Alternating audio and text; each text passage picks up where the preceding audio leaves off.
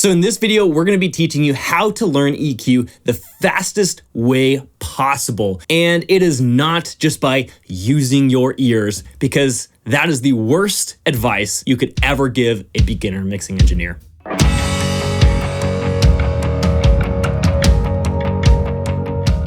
Hi, my name is Tyson. I'm a mastering engineer here at Dinosaur Dog Mastering, and today we're going to be diving into how to learn EQ the fastest way possible. But before we do that, I want to let you know I have a free mixing checklist for download. You can click the first link in the description to pick that up to get better, faster mixes. Okay, now we're going to be talking about EQ and why just using your ears is the worst advice you could possibly give a beginner mixing engineer. You'll learn a lot of things such as just turn the volume all the way up in your band, sweep around until you find the issue, and then cut that thing out. What if I don't know what the actual issue is to begin with? I don't know what I'm listening for. It all sounds terrible when I turn it all the way up. So we're gonna be actually using an analyzer to show us the issues inside of our audio to then be able to fix it. It's very easy once we get used to the pattern of what sounds good inside of a mix and being able to see that with our analyzer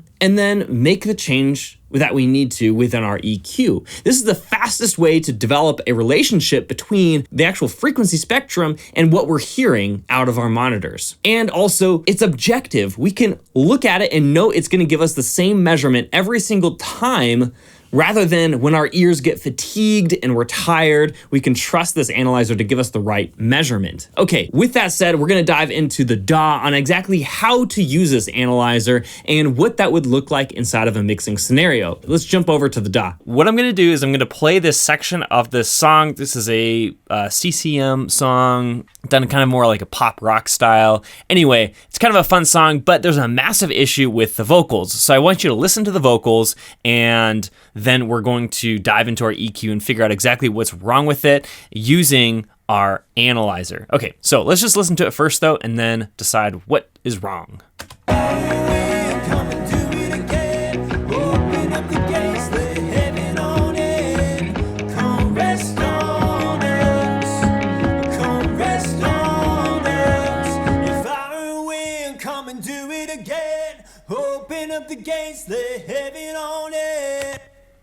Okay, so initially you may not notice that much.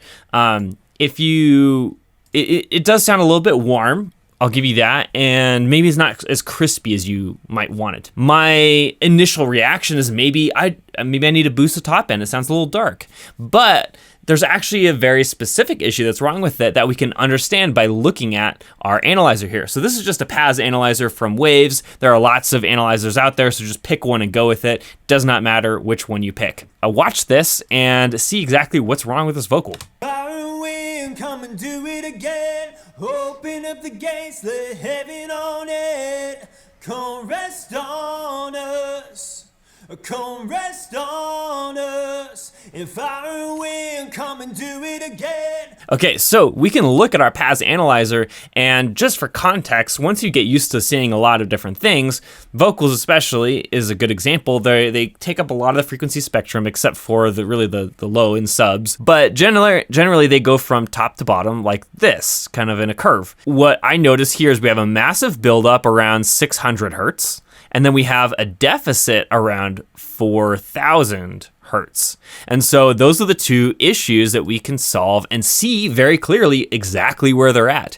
If I was just listening to it, yeah, I might be able to get close to those issues, but when I'm first learning how to mix and master and do all this stuff, I don't have a clue where to even start. While there are helpful techniques like turn it up to 11, sweep around until you find it, and then cut or boost wherever that is, sure, that is helpful, but understanding exactly where it's at using a spectrum analyzer will get you there much faster. You'll actually learn the frequency spectrum as you listen to it and watch it, and then able to fix it. So let's go in here and fix these issues that we see right here.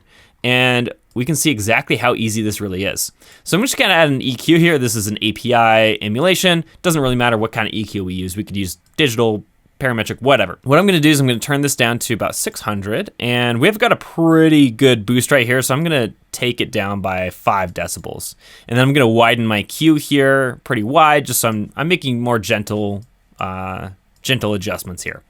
And then also around 4,000 hertz, let's say 4,500 right here. And that's probably less disastrous, so let's only do it by 3 decibels here. And again, we're gonna widen our curve just a little bit, and now we can listen to it. Okay, so here's before. Come and do it again. Open up the gates, let heaven on. Here's after. Come and do it again. Open up the gates, let heaven on it. Okay, let's A/B it really quick in context. So here's before. Come and do it again. Open up the gates, let heaven on it. Come rest on us. Come rest on us. If I win, come and do it again. Open up the gates, let heaven on it. Come rest on us. Come rest on us. If I win, come and do it again. Open up the gates, let heaven on it.